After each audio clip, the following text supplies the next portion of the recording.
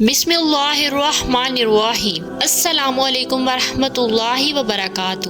رسول اللہ صلی اللہ علیہ وآلہ وسلم نے فرمایا، قیامت کے دن میں حوض کوثر پر ہوں گا اور اپنے پاس آنے والوں کا انتظار کرتا رہوں گا۔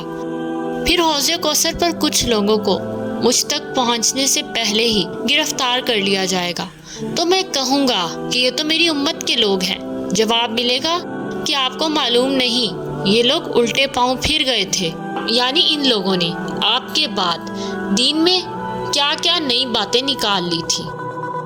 نبی صلی اللہ علیہ وآلہ وسلم نے فرمایا، تم میرے بعد بعض کام ایسے دیکھو گے جو تم کو برے لگیں گے۔ صحابہ نے عرض کیا، یا رسول اللہ، آپ اس سلسلے میں کیا حکم فرماتے ہیں؟ حضرت صلی اللہ علیہ وآلہ وسلم نے فرمایا، انہیں ان کا حق ادا کرو اور اپنا حق اللہ سے مانگو۔ ایک آدمی نبی کریم صلی اللہ علیہ وآلہ وسلم کی خدمت میں حاضر ہوا اور عرض کیا، یا رسول اللہ صلی اللہ علیہ وآلہ وسلم، آپ نے فلاں عمرو بن عاص کو حاکم بنا دیا اور مجھے نہیں بنایا۔ آپ صلی اللہ علیہ وآلہ وسلم نے فرمایا کہ تم لوگ انصاری میرے بعد اپنے حق تلفی دیکھو گے تو قیامت تک صبر کرنا، یہاں تک کہ تم مجھ سے آ ملو۔